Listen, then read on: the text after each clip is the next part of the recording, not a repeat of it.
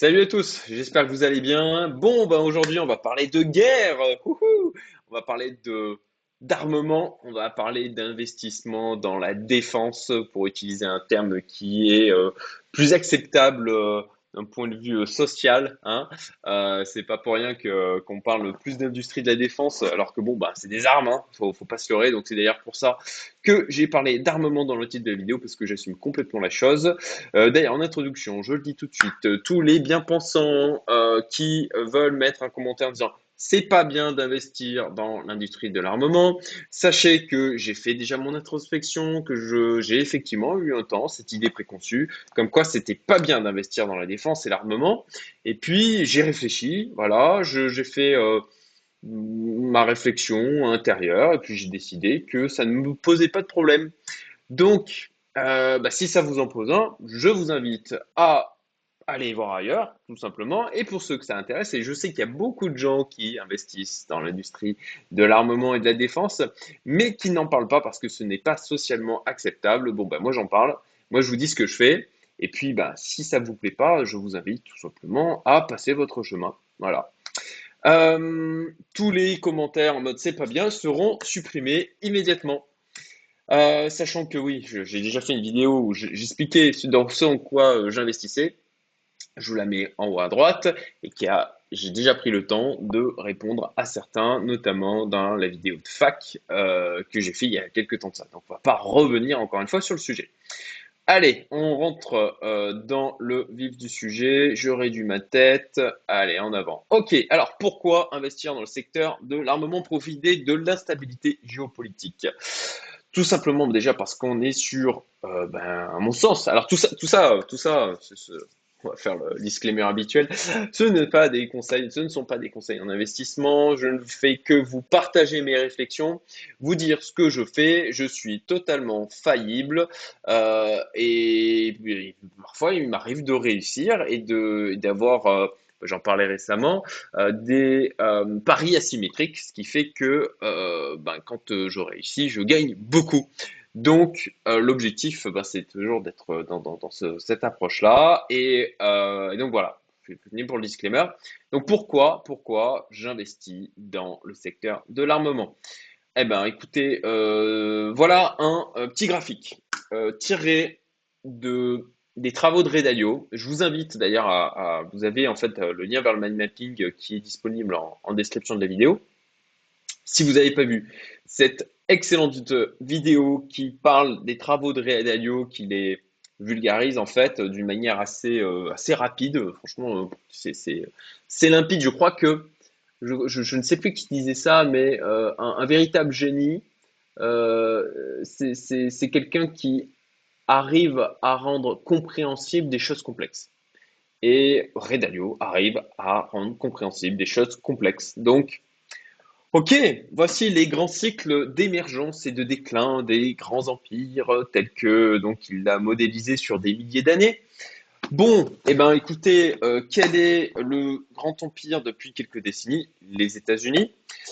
Et puis bon, ben derrière, on a aussi l'Europe, hein. Et puis voilà, au niveau de ces grands cycles, qu'est-ce qu'on a ici? Printing money and credit. Bon, bah, je pense que là, on a eu de quoi s'amuser ces dernières années. Je ne vais pas revenir sur l'augmentation de la masse monétaire, les crédits, les taux d'intérêt qui sont tombés extrêmement, enfin même négatifs, hein. Voilà, aberration et la planche à billets qui a tourné à foison. Bon ben voilà, on a eu cette phase-là. Et puis, ah ben, regardez, qu'est-ce qu'on a qui est en chevauchement? Révolution et guerre. Ah bah ça alors, ben qu'est-ce qui se passe en ce moment, hein? Bon ben on peut dire que les tensions d'une manière générale, notamment en France, et puis on a vu, en tout cas moi j'ai vraiment l'impression que les mouvements sociaux s'accentuent et sont alors plus en plus, notamment, enfin encore une fois, hein, de ce que je vois en France, de plus en plus violent. Vous pouvez aller aussi voir c'est le Peace World Index, je crois que c'est ça. Enfin bon, allez voir leur site, hein. Ils en parlent aussi sur le fait qu'effectivement les choses se dégradent d'une manière globale. Bon, et puis ben, actuellement, Ukraine, tension géopolitique, notamment entre les États-Unis, la Chine, par rapport à Taïwan. Bon, bah voilà, hein, écoutez, on est dans cette phase-là. Manifestement, en tout cas, moi, c'est mon parti pris. Bon, bah, qui dit tension géopolitique dit aussi des dépenses plus importantes sur le secteur de l'armement. Alors ouais, les gouvernements faibles, bon, je vais pas mâcher mes mots, hein, aujourd'hui, enfin, vous voyez avec quel taux de, de, je veux dire, la manière dont les élections se sont passées en France, et puis cette espèce de désastre politique qu'on a aujourd'hui, encore une fois, c'est mon avis. Bon, bah voilà, les temps faciles créent des hommes faibles. Pour moi, là, ce qu'on a vu sur ces dernières années, le Pax, euh, alors on parle de Pax sanitaire, pas, là, je vais y arriver, euh, passe sanitaire et pas de passe vaccinal, mais bon, on peut dire que c'est quasiment la même chose. Là, ils font des tests dernièrement en Irlande sur un pass écologique. Bon, bah, maintenant que la boîte de Pandore est ouverte, hein, on va pouvoir l'appliquer pour d'autres choses. Bon, bah voilà, ça c'est possible parce que on a ben, des temps faciles, on a eu des temps faciles qui ont créé des hommes faibles, un peuple faible. Là aussi, je sais que je vais en agacer certains, mais voilà, aujourd'hui, c'est des pains et des jeux. Voilà, on donne de l'argent à foison, on a continué de s'endetter pour éviter une gronde populaire. C'est de la faiblesse. Voilà, écoutez, c'est mon avis. Et quand on a une faiblesse de la part des gouvernements, eh bien, qu'est-ce qui se passe?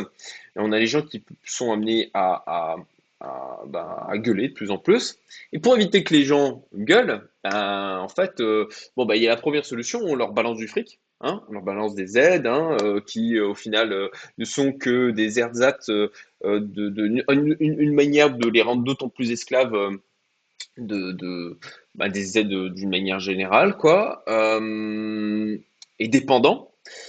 Et puis, quand on n'a plus la possibilité de faire, d'utiliser le levier du crédit, d'utiliser la planche à billets, ben, on désigne des ennemis extérieurs. Parce que de cette manière, eh ben, on peut faire passer d'autres mesures coercitives qui vont permettre d'éviter cette grogne populaire. Bon, bah voilà, bah, de quoi il parle dernièrement, notre cher, enfin, le cher président de la France, il faut que j'arrête de dire de notre. Ok. Bon, désolé pour cette interruption, ma fille est venue me faire un coucou. Donc j'ai mis en pause. Bon, voilà, je fais sans coupure. Désolé pour si le cri est un peu violent. Donc, je disais, voilà, on désigne, bon, bah, on désigne des ennemis extérieurs, et ça permet bah, de faire passer des tas de choses. Et quand moi j'entends parler d'économie de guerre, je vois enfin, là, le contrôle d'échange, le contrôle des capitaux, d'autant plus de limitation des libertés sous prétexte d'aller protéger du coup les pauvres Ukrainiens qui se font attaquer par les méchants Russes. Voilà, bon, c'est le narratif actuel. Alors attention, hein, je dis pas que c'est bien ce qui se passe. Je dis juste que bon ben c'est dans la suite de ce que décrit Ray Dalio d'une manière assez, je dirais pas amusante, mais assez navrante. Oui, le terme est navrant. Bon, allez, on va arrêter de parler de tout ça. Donc, ok, ben qu'est-ce que ça amène? Ben des augmentations de dépenses. Et bon bah là-dessus, voilà, je vous ai mis les liens ici, Union européenne, voilà, là c'est le site europa.eu. L'UE intensifie son action pour renforcer ses capacités, sa base industrielle et technologique de défense, vers un cadre de l'UE pour des acquisitions conjointes dans le domaine de la défense. Donc bon bah voilà, hein, l'UE l'annonce, c'était 18 mai, donc ils disent clairement, déficit d'investissement dans le domaine de la défense, on ne dépense pas assez, il faut se renforcer. Donc, ça veut dire bah, des achats d'armes, tout simplement. Voilà. De la même manière, UE réarmer le continent. Donc ça, voilà, le monde défense. La Commission européenne dévoile son projet pour réarmer le continent. Donc voilà, compréhension entre les 27 États membres. Donc ils vont se bouffer le nez un petit moment comme d'habitude. Voilà, l'Europe est en danger, la guerre est à nos portes, l'OTAN a créé une fausse sensation de confort. Euh, voilà, non pas un réarmement, mais la fin du désarmement silencieux. Oh là là, c'est magique quand même, la manière dont ils peuvent utiliser la langue de bois. Ça me fait vraiment marrer. Euh, Économie de guerre, voilà. Emmanuel Macron qui parle d'économie de guerre, demande une réévaluation de la loi de programmation militaire. Donc, bon, bah, ça veut dire augmentation des dépenses et puis tout un tas de décisions motivées, bien sûr, par la nécessité de défendre la nation, de défendre l'Europe. Euh, Record de vente. Alors ça, hop, voilà, ça c'est un peu plus ancien et franchement je l'avais loupé. 6 décembre, le chiffre d'affaires des 100 plus grands groupes du secteur de la défense atteint 2020 un nouveau sommet de 531 milliards de dollars. Donc ça, c'est pas un truc qui est nouveau, hein. Ça a commencé en fin de compte. Ce qui se passe avec l'Ukraine, qui d'ailleurs avait commencé avant, on avait une espèce d'affrontement qui était sous les radars, quoi. Disons qu'on n'en parlait pas directement dans les médias. Euh, eh bien, en fin de compte, l'augmentation de dépenses, manifestement pour la défense, l'armement, euh, a déjà pris une tendance à l'augmentation. Mais ça, c'est voilà, comme l'explique Redalio, encore une fois, dans ses travaux. Qui bah voilà, où, du coup vous avez la vidéo qui est disponible. Euh, tout simplement les tensions géopolitiques qui augmentent et puis ben, du coup des dépenses pour s'armer qui augmentent aussi. L'Allemagne, là aussi je reprends voilà, hop, tac, des milliards pour le réarmement de l'armée allemande. Donc ça, c'était le 30 mai 2022, vous voyez aussi, sur ce site d'information. Donc bon, voilà, je pense que augmentation des dépenses, c'est assez clair. On a eu aussi des armes qui ont été envoyées en Ukraine. Ben, ces armes, maintenant qu'elles ont été balancées en Ukraine, qu'il y en a qui ont été utilisées, des missiles, etc., des drones, et ben, il faut les remplacer. Donc ça veut dire aussi à minima des dépenses de remplacement. La situation se tend aussi, on peut le voir du côté de Taïwan. Voilà, donc Biden pledge to defend Taiwan if it faces a Chinese attack. Donc moi, j'ai du business aussi avec Taïwan. Donc j'ai l'occasion d'échanger régulièrement avec des gens qui sont sur place. Bon ben ça c'est quelque chose qui est là depuis longtemps, hein, clairement. Et bon ben ce qui se passe du côté de la Russie avec l'Ukraine, c'est aussi quelque chose que la Chine regarde attentivement, puisque ben, on a un petit peu. Alors, attention, je suis absolument pas un expert en géopolitique. Moi, je suis qu'un humble investisseur qui regarde ces éléments pour essayer de s'y retrouver en termes de d'investissement. Voilà. Donc bon, mais de ce que je lis là-dessus, ce que je peux écouter des retours que je peux avoir avec les personnes que je connais là-bas, bon ben effectivement on a la Chine considère que Taïwan ça fait partie de son territoire. Voilà. Et ben Taïwan n'est pas forcément du même avis. Euh, donc alors comme vous le voyez, il y a eu déjà comme l'article de décembre que je vous ai montré, une augmentation des dépenses. Donc j'aurais pu rentrer plus tôt. J'aurais pu rentrer plus tôt, j'aurais pu rentrer mieux. Là, on a eu aussi ben, des pics aussi, avec notamment la guerre en Ukraine, hein, on le voit là, voilà, déjà en février, hein, hop, février, hop, augmentation donc de Lockheed Martin, comme on va le voir après, qui est la plus grosse société de défense au monde.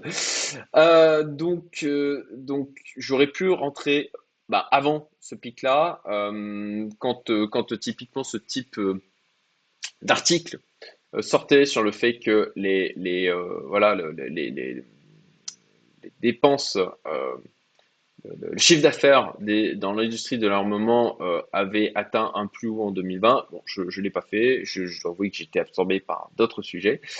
Et néanmoins, je pense qu'il y a encore du mou. Alors heureusement ou malheureusement, hein, c'est une manière de voir le verre à moitié plein, à moitié vide.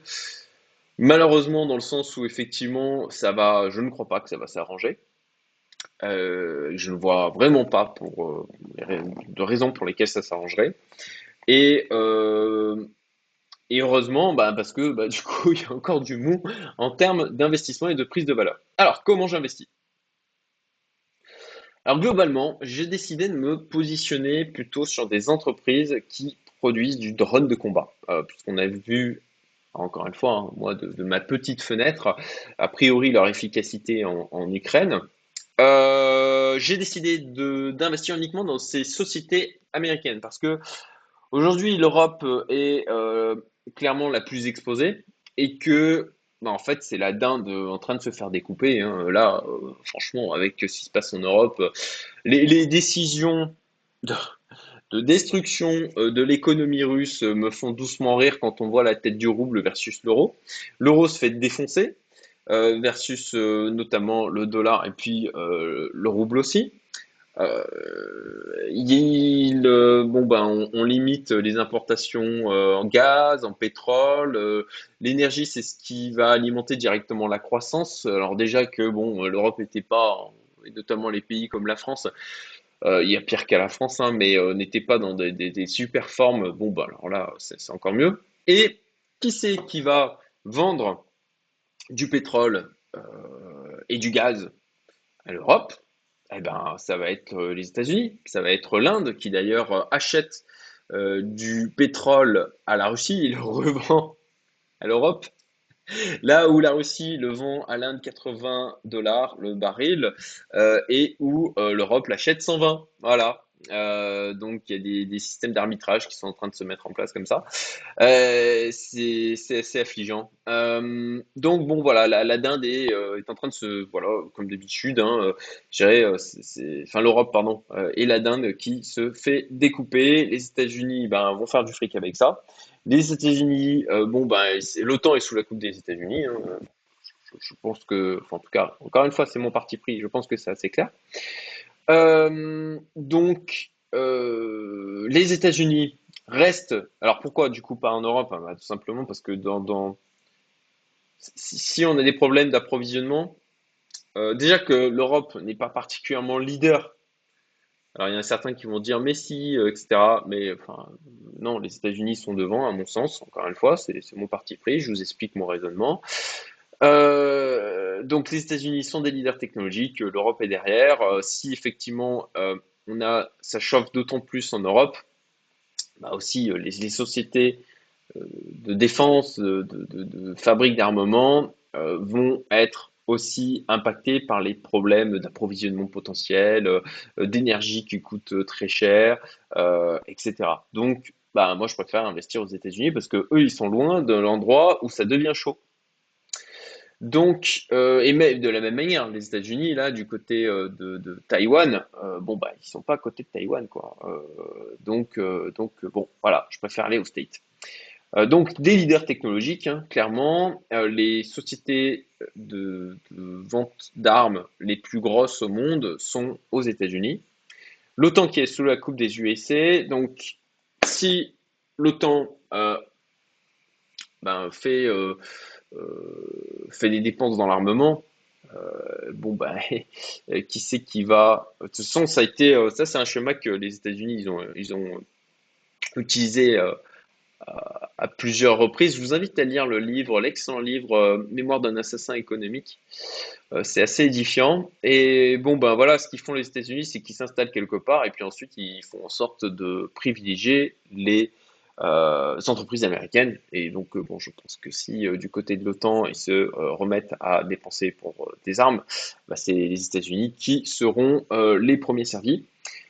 Euh, Ensuite, tout simplement aussi parce que les achats d'actions russes sont inaccessibles. Je me serais penché très sincèrement sur le sujet. J'ai essayé de trouver des moyens d'acheter quand même des actions russes, mais c'est vraiment trop compliqué. Donc, bon, bah là, effectivement, l'achat d'actions de sociétés d'armement ou de défense russes sont inaccessibles. Donc, bon, bah voilà, plutôt, il reste les États-Unis. C'est les plus gros exportateurs au monde de vente d'armes. Voilà. Et voilà, donc du coup, ma petite sélection de sociétés. Alors, au niveau des drones, il y a ouais, North Group et Aerovironment qui font du drone. Donc, c'est ce que j'avais recherché en priorité.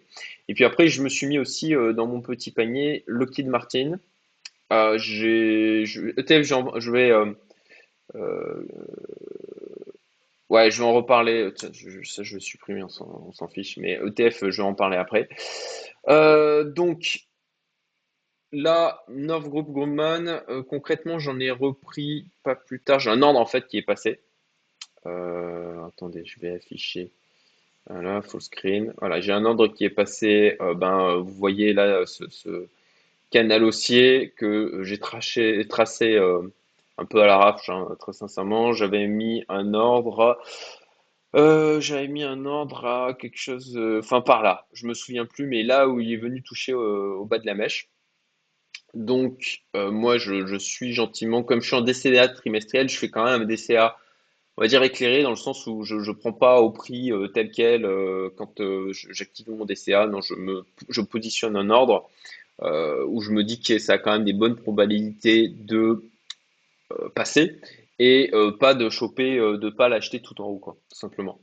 Donc voilà, North Group Grumman, donc en petit DCA trimestriel tranquillou. Aerovironment en DCA trimestriel. Donc ça, c'est les deux dont j'ai déjà acheté. Après, il y a Lockheed Martin. Alors, Aerovironment, je vous mets, je crois que j'avais ouvert. Non, je vais ouvrir le lien. Voilà. J'espère que ça va pas trop ramer. Voilà. Stand with the people of Ukraine. Oh là là, c'est beau. Désolé, je suis un peu cynique. Donc, ces gens-là, ils font aussi voilà, ça y est, je me disais, tiens, c'est bizarre, je le vois pas. Des drones, et je pense que ça a montré son efficacité, et donc ça a de l'avenir en termes d'achat, donc en DCA trimestriel. Et puis, Lockheed Martin, tout simplement, c'est la plus grosse société d'armement au monde. Hop, voilà. Alors, j'ai mis un ordre d'achat, mais à moins 30% par rapport au plus haut qu'on a eu. Donc, en fait, ça a déjà bien poussé en février. Euh, Là, j'ai pas décidé de faire de DCA. Je tente de mettre un ordre de vente assez bas parce que si je reprends un peu, alors est-ce que ça poussera aussi bas? On verra bien. Je tente, hein. Si c'est, on avait eu une baisse de plus de 30% lors donc en mars 2020, hein, lorsque tout le monde avait eu peur par rapport au Covid. Et ben, au niveau des marchés, c'est pas très beau d'une manière générale. Je pense qu'on peut avoir un vrai crack, bien violent, bien saignant. Et comme on le voit sur les graphiques là, cette action-là, elle dévisse aussi quand même là, actuellement. Donc, écoutez, je suis patient. Donc, j'ai mis un ordre bas et puis on verra bien si ça passe, tout simplement. Potentiellement, je verrai un peu comment évolue le marché, mais voilà, selon comment ça évolue, peut-être que j'en placerai un autour des 389 là. Il y a un support par ici, mais j'attends de voir un peu comment ça évolue. Donc voilà, les ETF, j'ai décidé de ne pas prendre d'ETF. Alors parce que bon, il n'y a pas énormément de sociétés dedans et j'ai préféré faire mon petit marché personnel. Voilà. Et puis enfin, horizon de temps, là en année, hein, concrètement, moi c'est un investissement qui a pour objectif que j'ai pour objectif de garder sur plusieurs années. Potentiellement, si à un moment donné, potentiellement, voilà, si certainement à un moment donné, je prendrai les profits avec pour objectif de sortir la mise de départ et de laisser le gain comme ça pour augmenter mon panel de sociétés que je garde dans le temps, notamment sur Lockheed, c'est une société à dividendes, donc voilà, en mode accumulation tout simplement d'actions. Voilà, bah écoutez les amis, c'est tout pour cette vidéo. J'espère que ça vous a plu. J'espère que vous avez trouvé ça intéressant. Comme d'habitude, likez, partagez. Mettez des commentaires si vous aussi, si ben, vous n'avez pas peur de vous faire lyncher par les, par les autres.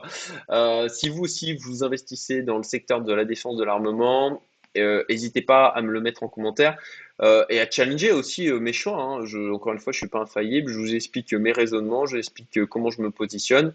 Si vous positionnez différemment, partagez, que ce soit autant pour moi que pour les autres personnes qui suivent cette chaîne, les autres membres de cette communauté publique Youmento. Et puis, ben, écoutez, je vous dis à très bientôt pour de nouvelles aventures. Salut à tous!